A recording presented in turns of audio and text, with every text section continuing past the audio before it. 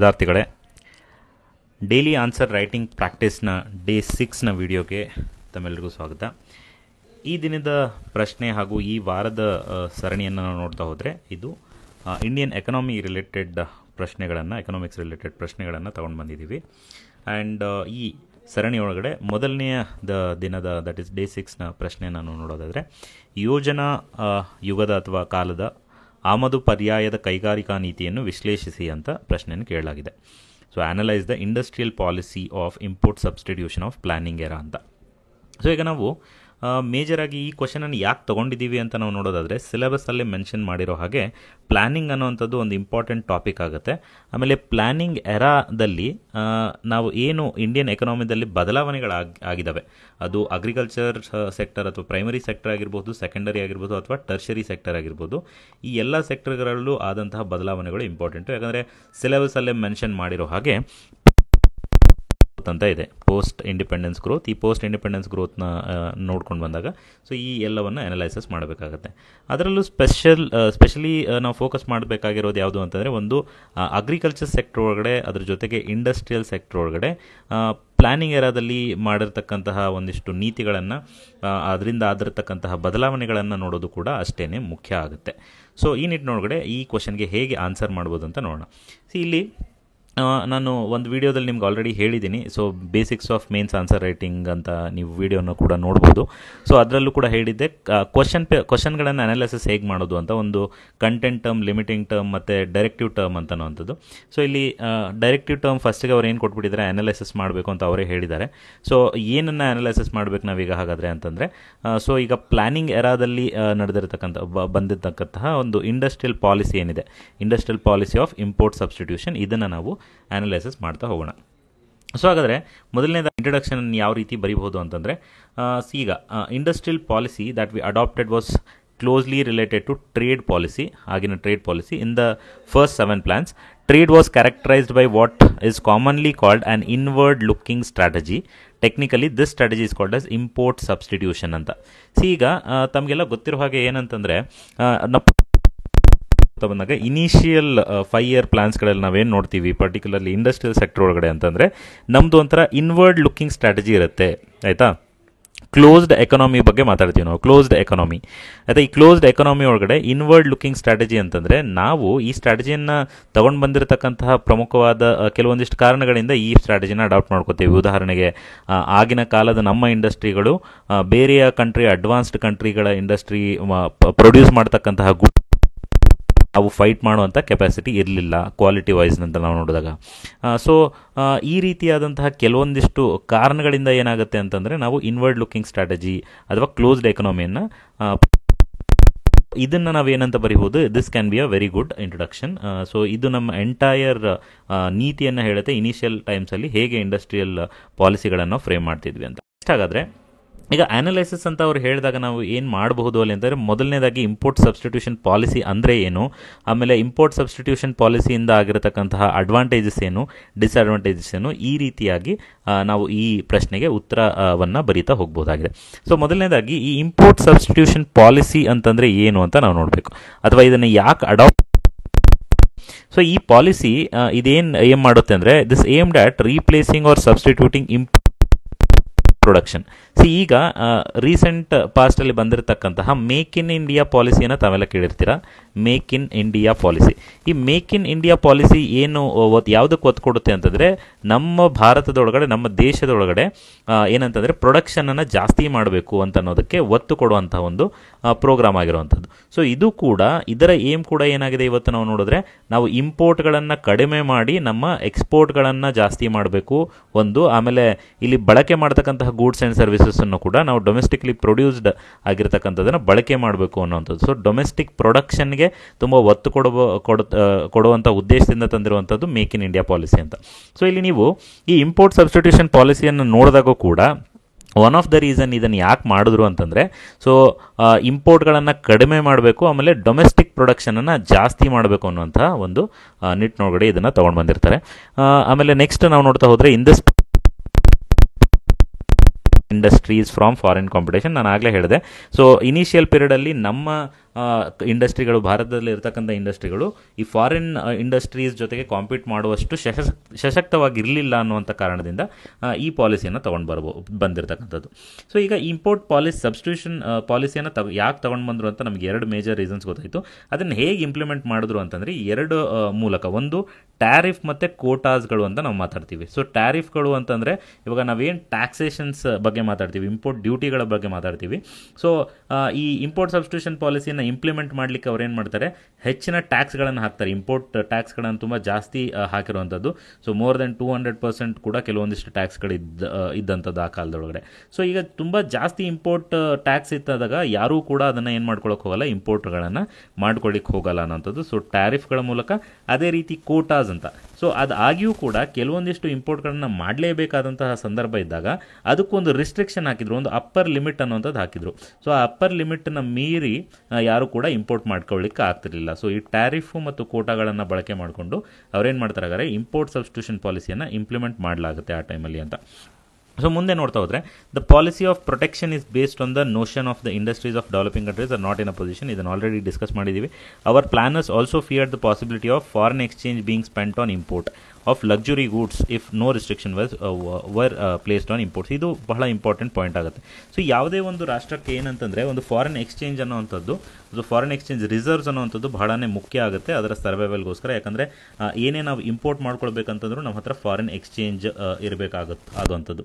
So ಈ foreign ಎಕ್ಸ್ಚೇಂಜನ್ನು ಈ particular ಪಾಲಿಸಿಯಲ್ಲಿ particular ಪಾಲಿಸಿನ ಯಾಕೆ ತಗೊಂಡ್ಬಂದಿದ್ರು ಅಂತ ನೋಡೋದಾದರೆ, ಆವಾಗ ಕೂಡ ನಮ್ಮ ಹತ್ರ ಫಾರಿನ್ ಎಕ್ಸ್ಚೇಂಜ್ ರಿಸರ್ವ್ಸ್ ಅಂತ ನೋಡಿದಾಗ ತುಂಬ ದೊಡ್ಡ ಮಟ್ಟದ ಫಾರಿನ್ ಎಕ್ಸ್ಚೇಂಜ್ ರಿಸರ್ವ್ಸು ಇಂಡಿಯಾದಲ್ಲಿ ಇನಿಷಿಯಲ್ ಟೈಮಲ್ಲಿ ಇರಲಿಲ್ಲ.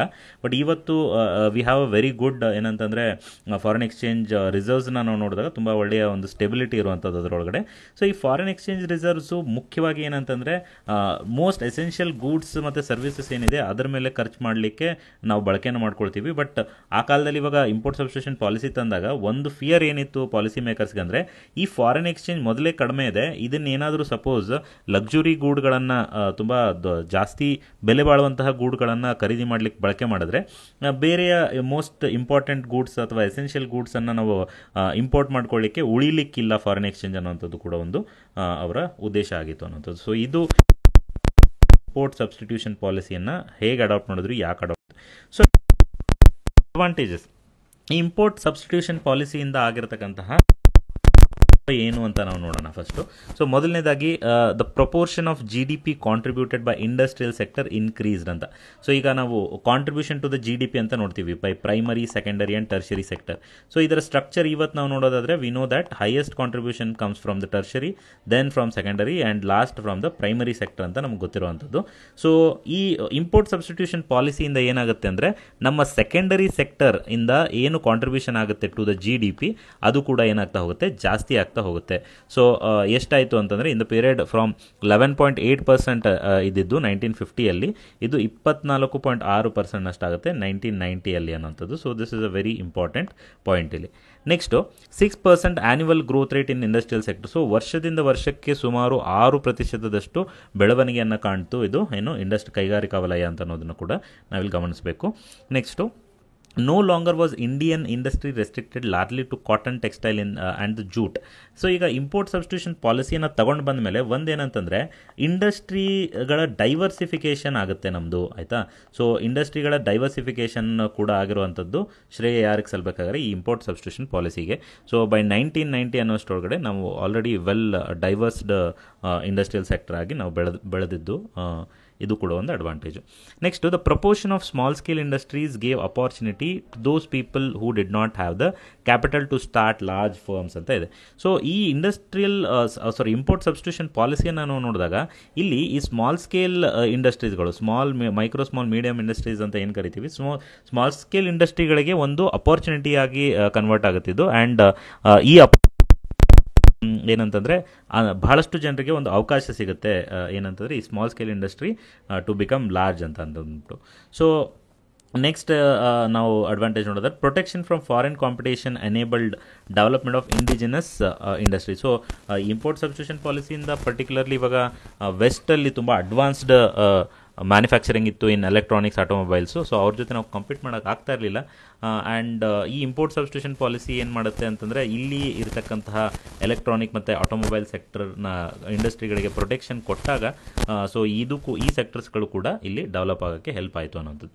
ಸೊ ಇಷ್ಟೆಲ್ಲವೂ ಕೂಡ ಈ ಇಂಪೋರ್ಟ್ ಸಬ್ಸ್ಟಿಟ್ಯೂಷನ್ ಪಾಲಿಸಿಯ ಒಂದು ಅಡ್ವಾಂಟೇಜಸ್ಗಳಾಗಿರುತ್ತೆ. ಆಗಿರತಕ್ಕಂತಹ ಡಿಸ್ಅಡ್ವಾಂಟೇಜಸ್ ಏನು ಅಂತ ನೋಡೋಣ. ಸೊ ಕ್ರಿಟಿಸಿಸಮ್ ಯಾಕೆ ಮಾಡ್ತಾರೆ ಇಂಪೋರ್ಟ್ ಸಬ್ಸ್ಟಿಟ್ಯೂಷನ್ ಪಾಲಿಸಿಗೆ? ಮೊದಲನೇದಾಗಿ ಇಲ್ಲಿ state enterprises continue to produce certain goods and services although this was no longer required ಅನ್ನೋಂಥದ್ದು. ಈಗ ನಾವು ಕಂಪ್ನಿಗಳು ಅಂತ ಮಾತಾಡಬೇಕಾದ್ರೆ ಒಂದು ಪ್ರೈವೇಟ್ ಸೆಕ್ಟರ್ ಫರ್ಮ್ಸ್ ಅಂತ ಮಾತಾಡ್ತೀವಿ, ಇನ್ನೊಂದು ಪಬ್ಲಿಕ್ ಸೆಕ್ಟರ್ ಫರ್ಮ್ಸ್ ಅಥವಾ public sector undertaking, public sector enterprises ಅಂತ ನೀವು ಕೇಳಿರ್ತೀರ. ಸೊ ಈ PSUs ಅಥವಾ PSEs ಏನಿದೆ, these are nothing but governments companies ಆಯಿತಾ. ಗೌರ್ಮೆಂಟ್ ಕಂಪ್ನಿಗಳಿಗೆ ನಾವು ಪಬ್ಲಿಕ್ ಸೆಕ್ಟರ್ ಅಂಡರ್ಟೇಕಿಂಗ್ಸ್ ಅಂತ ಅಥವಾ ಪಬ್ಲಿಕ್ ಸೆಕ್ಟರ್ ಅಂಡರ್ಟೇಕಿಂಗ್ಸ್ ಅಂತ ನಾವು ಕರೆಯುವಂಥದ್ದು, ಎಂಟರ್ಪ್ರೈಸಸ್ ಅಂತ ಕರೆಯುವಂಥದ್ದು. ಸೊ ನಾವು ಇಂಡಸ್ಟ್ರಿಯಲ್ ಸೆಕ್ಟರ್ನ ನೋಡಿದಾಗ ಭಾರತದೊಳಗಡೆ ಇನಿಷಿಯಲ್ ಪೀರಿಯಡಲ್ಲಿ ಮ್ಯಾಕ್ಸಿಮಮ್ ಇಂಡಸ್ಟ್ರೀಸ್ ವೇರ್ ಏನಂತಾರೆ ರಿಸ್ಟ್ರಿಕ್ಟೆಡ್ ಟು ಗೌರ್ಮೆಂಟ್ ಸೆಕ್ಟರ್ ಅಂತ. ಸೊ ಗೌರ್ಮೆಂಟ್ ಕಡೆಯಿಂದನೇ ಬಹಳಷ್ಟು ಸೆಕ್ಟರ್ಗಳಲ್ಲಿ ಗೌರ್ಮೆಂಟೇನೇ ಏನಂತಂದರೆ ಇಂಡಸ್ಟ್ರಿಗಳನ್ನ ರನ್ ಮಾಡ್ತಾ ಇತ್ತು. ಸೊ ಈ ರನ್ ಮಾಡ್ತಕ್ಕಂಥದ್ದು ಏನಾಗುತ್ತೆ ಅಂದರೆ, ಈ ಇಂಪೋರ್ಟ್ ಸಬ್ಸ್ಟಿಟ್ಯೂಷನ್ ಪಾಲಿಸಿ ಇರೋದ್ರಿಂದ ಈವನ್ ನಾವು 1990s ನೋಡಿದಾಗ್ಲೂ ಕೂಡ ಬಹಳಷ್ಟು ಸೆಕ್ಟರ್ಗಳಲ್ಲಿ ಏನಂತಂದರೆ ಗೌರ್ಮೆಂಟ್ನ ಡಾಮಿನೇಷನ್ನೇ ಇರ್ತಕ್ಕಂಥದ್ದು, which was not required.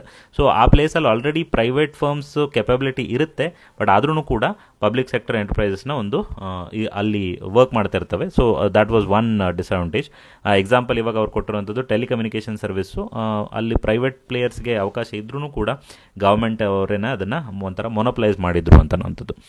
So ಅದೇ ರೀತಿ ಇನ್ನೊಂದು ಇಂಪಾರ್ಟೆಂಟ್ ಎಕ್ಸಾಂಪಲ್ ಹೇಳ್ಕೊಡಿದ್ರು, ಮಾಡರ್ನ್ ಬ್ರೆಡ್ ಮ್ಯಾನುಫ್ಯಾಕ್ಚರಿಂಗ್. ಈಗ bread manufacturing is not a very important aspect for the government actually ನಾವು ನೋಡೋದಾದರೆ, ಬಟ್ 2001 ಕೂಡ ಇದು ಈ ಸೆಕ್ಟರ್ನ ಅಗೇನ್ ಗವರ್ಮೆಂಟ್ ಹೋಲ್ಡ್ ಮಾಡಿತ್ತು ಅನ್ನೋಂಥದ್ದು. ಸೊ ಎಲ್ಲವೂ ಕೂಡ NCERT ಡೇಟಾಸ್ ಇದೆ. ಸೊ ನೆಕ್ಸ್ಟ್ ನಾವು ಇನ್ನೊಂದು ಡಿಸ್ಅಡ್ವಾಂಟೇಜ್ ನೋಡೋದಾದರೆ, many public sector firms incurred huge losses. ಇವಾಗ ಒಂದು ಪ್ರಾಬ್ಲಮ್ ವಿತ್ PSUs ನಾವು ನೋಡೋದಾದರೆ ಮೋಸ್ಟ್ ಇಂಪಾರ್ಟೆಂಟ್ಲಿ ಏನಂದರೆ ಲಾಸ್ ಮೇಕಿಂಗ್ ಸ್ವಲ್ಪ ಜಾಸ್ತಿ ಇರ್ತಕ್ಕಂಥ ಫರ್ಮ್ಸು ಇನಿಷಿಯಲಿ ತುಂಬ ಜಾಸ್ತಿ ಇತ್ತು. ಇವಾಗ ಆಫ್ಟರ್ ದ್ಯಾಟ್ ನಾವೇನಂದರೆ ಪ್ರೈವೇಟೈಸೇಷನ್ ಶುರು ಮಾಡಿದ್ಮೇಲೆ ಈ ಲಾಸಸ್ಗಳನ್ನು ನಾವು ಕಡಿಮೆ ಮಾಡ್ತಾ ಬಂದಿದ್ದೀವಿ. ಬಟ್ ಇನಿಷಿಯಲ್ ಪ್ಲಾನಿಂಗ್ ಪೀರಿಯಡಲ್ಲಿ ತುಂಬ ಜಾಸ್ತಿ ಲಾಸಸ್ ಮಾಡ್ತಕ್ಕಂತಹ ಭಾಳಷ್ಟು PSUಗಳಿದ್ವು. ಇದು ಒಂದು ಡಿಸ್ಅಡ್ವಾಂಟೇಜ್. ಓಕೆ, ನೆಕ್ಸ್ಟ್ ನಾವು ನೋಡೋದಾದರೆ ಲೈಸೆನ್ಸ್ ರಾಜ್ ಟೈಮ್ ಅಂತ ಕರಿತೀವಿ ಇದನ್ನು. So the need to obtain a licence to start industry was misused by industrial houses. So ಈ ಇಂಡಸ್ಟ್ರಿಯಲ್ ಹೌಸಸ್ಗಳು ಇದನ್ನು ಹೇಗೆ ಮಿಸ್ಯೂಸ್ ಮಾಡ್ಕೊಳ್ತಿದ್ವು ಅಂದರೆ, ಸೊ ಈ ಇಂಡಸ್ಟ್ರಿಯಲ್ ಲೈಸೆನ್ಸ್ ಪಾಲಿಸಿ ಮೂಲಕ ಅವ್ರು ಏನು ಮಾಡ್ತಾಯಿದ್ರು ಅಂದರೆ, ಹೊಸ ಫರ್ಮ್ಸ್ ಯಾರಾದರೂ ಎಸ್ಟಾಬ್ಲಿಷ್ ಮಾಡಬೇಕು ಅಂತಂದರೆ ಅಂಥವ್ರನ್ನ ಹೊಸ ಫರ್ಮ್ ಎಸ್ಟಾಬ್ಲಿಷ್ ಮಾಡದೇ ಇರೋ ಥರ ಪ್ರಿವೆಂಟ್ ಕೂಡ ಮಾಡ್ತಾಯಿದ್ರು ಇವರು, ಕಾಂಪಿಟೇಷನ್ನ ಕಮ್ಮಿ ಮಾಡ್ಕೊಳ್ಳೋದಕ್ಕೆ ಅಂತ. ಸೊ ಇದು ಒಂದು ಡಿಸ್ಅಡ್ವಾಂಟೇಜ್ ಆಗುತ್ತೆ. ನೆಕ್ಸ್ಟು ದ ಎಕ್ಸೆಸಿವ್ 32 ರೆಗ್ಯುಲೇಷನ್, ಅದು ಲೈಸೆನ್ಸ್ ರಾಜ್ ಅಂತ ನಾನು ಹೇಳ್ತಾ ಇದ್ದೆ. ಸೊ ಪ್ರತಿಯೊಂದು ಇಂಡಸ್ಟ್ರಿಯಲ್ಲೂ ಏನಂತಂದರೆ ತುಂಬ ಹರ್ಡಲ್ಸ್ ಇತ್ತು, ಲೈಸೆನ್ಸ್ಗಳನ್ನು ತೊಗೊಳ್ಬೇಕಾಗಿತ್ತು. ಸೊ ಲೈಸೆನ್ಸ್ ರಾಜ್ ಪೀರಿಯಡ್ ಅನ್ನೋಂಥದ್ದು ಕೂಡ ಒಂದು one of consequences of import substitution policy ಅಂತಲೇ ನಾವು ಹೇಳಬಹುದು. So certain firms this licence raj prevented certain firms from becoming the more efficient ಅಂತ ಅನ್ನೋಂಥದ್ದು. ಸೊ ನೆಕ್ಸ್ಟ್ ಲಾಸ್ಟ್ ಕ್ರಿಟಿಸಿಸಮ್ ನಾವು ನೋಡೋದಾದರೆ, the protection from foreign competition ಏನಂತಂದರೆ it's provided more harm than good ಅಂತ ನಾವು ಹೇಳ್ಬೋದು. ಯಾಕೆ ಅಂತಂದರೆ, ಇವಾಗ ಕಾಂಪಿಟೇಷನ್ ಇಲ್ಲ ಅಂದ ತಕ್ಷಣ ಯಾರೂ ಕೂಡ ಯಾವುದೇ ಕಂಪ್ನಿಯವರು ಇಂಡಸ್ಟ್ರಿಯವರು ಅವರ ಪ್ರಾಡಕ್ಟನ್ನು ಅವರು ಡೆವಲಪ್ ಮಾಡುವಂಥ ಒಂದು ಮನೋಭಾವನ ಹೊಂದೋದಿಲ್ಲ. ಸೊ ನಾವು ಏನು ಕೊಡ್ತೀವಿ ಅದನ್ನೇ ಏನಂತಂದರೆ ಕನ್ಸ್ಯೂಮರ್ಸ್ ಬಳಕೆ ಮಾಡ್ತಾರೆ ಅನ್ನೋಂಥ ಒಂದು ಮೈಂಡ್ ಸೆಟ್ ಬೆಳೆಯುವಂಥದ್ದು. ಸೊ ಹೀಗಾಗಿ ಕ್ವಾಲಿಟಿಯಲ್ಲೂ ಕೂಡ ಭಾಳಷ್ಟು ಕಾಂಪ್ರಮೈಸ್ ಆಗಿರೋದು ಕೂಡ ಒನ್ ಆಫ್ ದ ಡಿಸ್ಅಡ್ವಾಂಟೇಜಸ್ ಥರ ನಾವು ಸೊ ಓವರಾಲ್ ನಾವೇನಂತಂದರೆ ಇದರ ಅಡ್ವಾಂಟೇಜಸ್ಸು ಡಿಸ್ಅಡ್ವಾಂಟೇಜಸ್ ಎಲ್ಲವನ್ನು ನೋಡಿದ್ಮೇಲೆ ಕನ್ಕ್ಲೂಷನ್ ಯಾವ ರೀತಿ ಮಾಡ್ಬೋದು ಅಂತ ನಾವು ನೋಡೋಣ. ಸೊ ಕನ್ಕ್ಲೂಷನಲ್ಲಿ ಬಂದಾಗ ಈ ಎಲ್ಲ ಕಾನ್ಫ್ಲಿಕ್ಟ್ಗಳನ್ನು ನೋಡಿದಾಗ ಎಕನಾಮಿಸ್ಟ್ಗಳು ಏನು ಮಾಡ್ತಾರೆ ಅಂದರೆ, this suggested for a change in policy.